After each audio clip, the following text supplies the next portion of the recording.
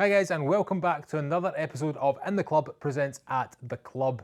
If you haven't done so, please do consider liking the page, subscribing and dinging that bell for notifications. At the Club is of course brought to you by ClassForKids. ClassForKids is an industry-leading booking and management software designed for kids' activity clubs. We work with 250,000 monthly users around the world to help them save time on admin and organise their business. If you'd like to learn more, click on the link in the description below. So on the podcast today, we have Grant Corrigan. Grant is the coach for the under-18s women's team at Kilmarnock Football Club. We talked to Grant a little bit about his career progression and what he gets out of coaching women's football. Hi Grant, thanks very much for coming on to the At the Club podcast. Just to jump straight in, because we might have a long one ahead of us, can you share a bit about your background and how you got involved in coaching women's football? Yeah, not a problem. So it was actually during COVID when I decided to change career path. So I went straight out of school into a full-time job in a factory and then kind of progressed through different jobs within a factory up to supervisor role. And then during COVID, when I had all the time in the house, I was really, really bored and wanted to do some online classes and started doing sports science stuff online. And then I thought, this is as good a time as any to go for it. And since then, I've pretty much been involved in coaching, analysis. I'm currently doing sports science at university. And yeah, it's just pretty much whirlwind for the last three-ish years. Nice. So what is it? Who is it you currently coach? And have you always been with the same team, or have you progressed from? So when I first started, I was at college, and then there was basically a post came up at Kilmarnock Women's, and I went in, did a trial session. They were like, "Yeah, that's fine." Basically started as an assistant coach at the under 11s, and in a very, very short space of time, I went from coaching as an assistant under 11s to being the head coach under 13s, then the under 14s, and now I'm coach of under 18s. And we play in the National Performance League, or the National Academy Programme, if you want to call it the proper name. So it's been very, very, I've been there for just over 2 years. It's been quite a quick rise through the age groups, but it's been brilliant. Yeah, it's been brilliant. Nice. So what do you think are some of the kind of unique challenges and like opportunities in coaching the women's game as opposed to the men's game? Well,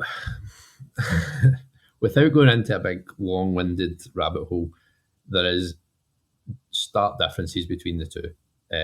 Most coaches in the women's game, I say most, but like I would say 95%, that's no factual, just off the top of my head, are volunteers. So we don't get paid for the hours we do. We don't get paid for pretty much anything.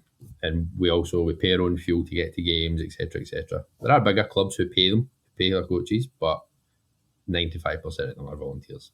In the men's game, if you work in an academy, that's not necessarily the case.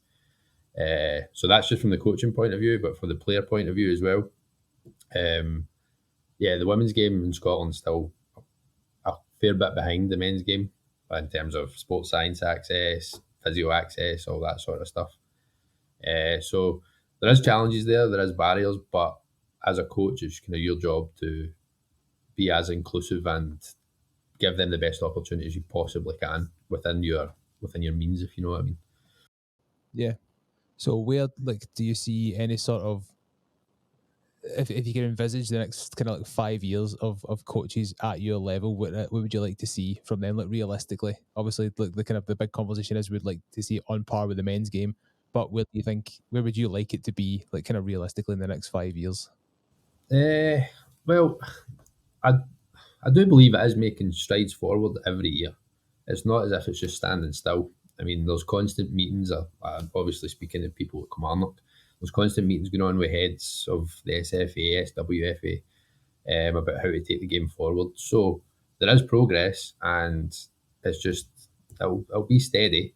So how do you approach team building and fostering a positive culture within your kind of team? Well, as I said earlier, I've been with quite a few different age groups, and every age group has different needs. And believe me, there's no bit of paper that tells you this is what this age group needs. So there's a lot of adaptability. There's a lot of thinking on your feet. As I said, I work with the under 18s at Kilmarnock, and I've only been there since the summer. But when I came in, it was very much a team that was sort of thrown together, if you know what I mean. There was no real cohesiveness from previous seasons. It's pretty much, here we're all here together, that's it. I mean, we had 12 players at the start of the year, so we were 2 players away from not being able to play a game at the weekend, stuff like that. So it's just trying to keep them all together, try to be positive. They are a bit older, so you can use not negative feedback in a positive way, but you can be a bit more critical of what they're doing to inspire other players to be critical of their teammates. At the younger age groups, especially in females, they're very much reliant on the coach saying, well done, you've done this really well. Whereas they won't really tell each other they've done well, or they won't say, you can maybe do this better. So it was about really getting the players to sort of understand they have a voice and they are allowed to speak out and they are allowed to challenge the coaches in a constructive way about their development, about football in general, and about stuff that's happening at the club.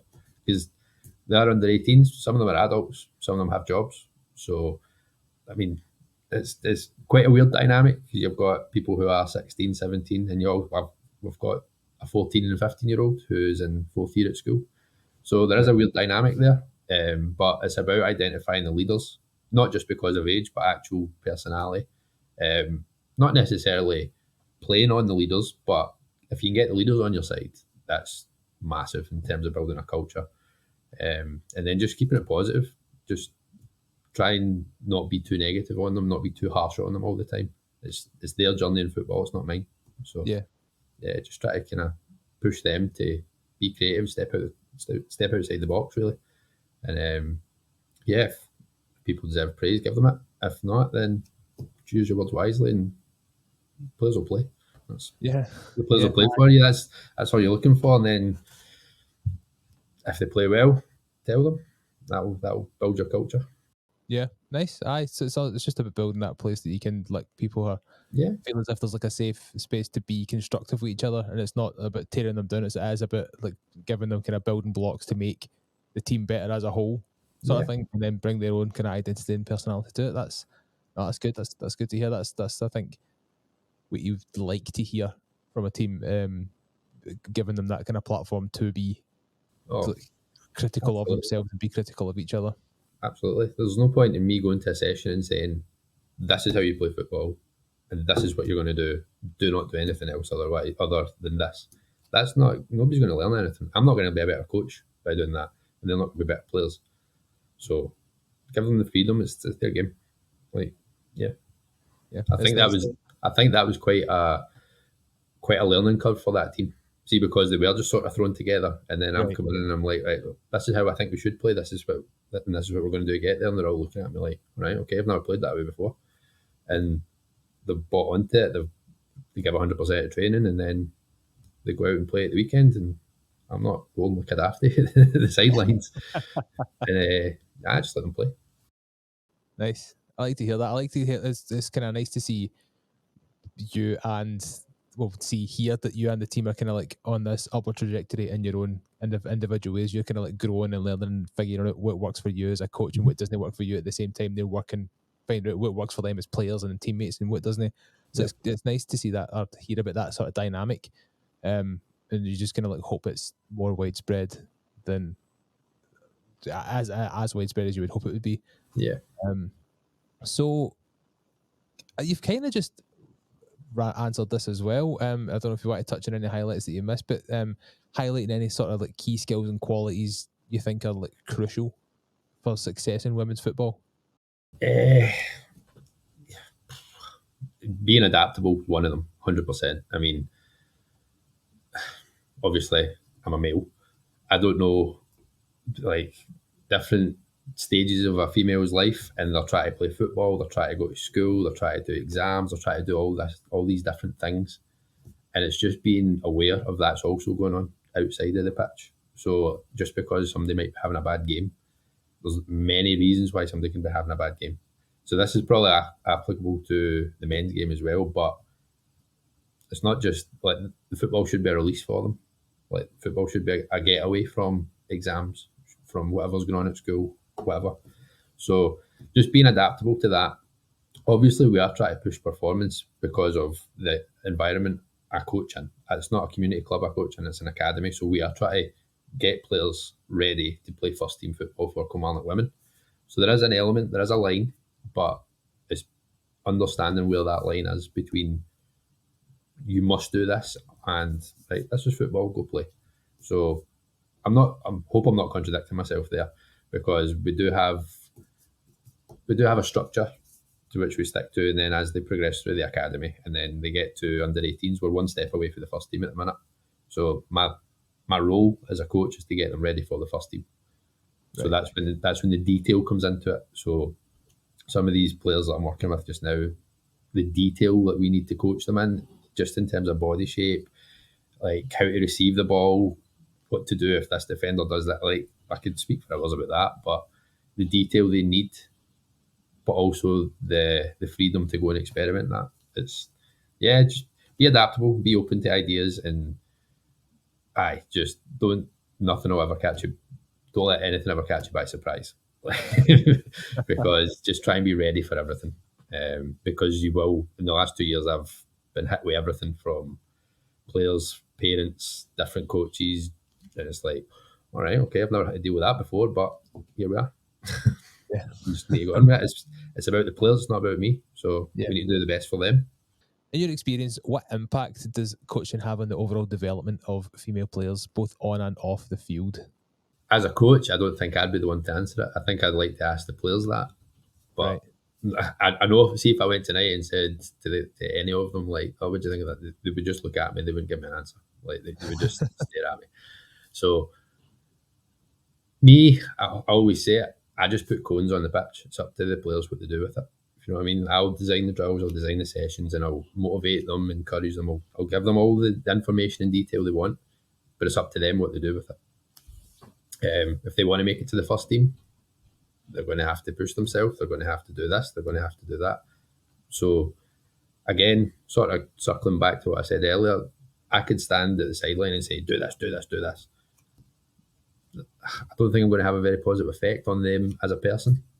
I think that just shows me they're good at following instructions. That doesn't show me they've developed as a person, as a player, or any of that. So, it's just, I think a coach has a very, very unique role in the fact they have this ability somebody who's not their parent, but somebody who's overseen their development. And it's not just about the football development. We're trying to build a team. We're trying to build better people. And everybody's different, as I said before, just adapting. So, I think coaches can have a massive impact. I mean, when I think back to when I used to play, like, I've got my favourite coach and I've got my least favourite coach, and I'll never forget them two. So, but I know my favourite coach, for example, he helped me get to a certain level by pushing me and helping me and guiding me. And then my not so favourite coach regressed me. Like, he really held me back. So, in terms of, I know from a player point of view how impactful a coach can have. But in the female game, it's different. Still a very male-led environment. And we're trying to empower these young females to be the best that they can really be, to be honest with you. So thanks once again to Grant for coming on the podcast. Some really insightful stuff there about coaching the women's game. If you haven't done so, please do consider liking the video, subscribing to the page, and dinging that bell for notifications. I will see you on the next episode.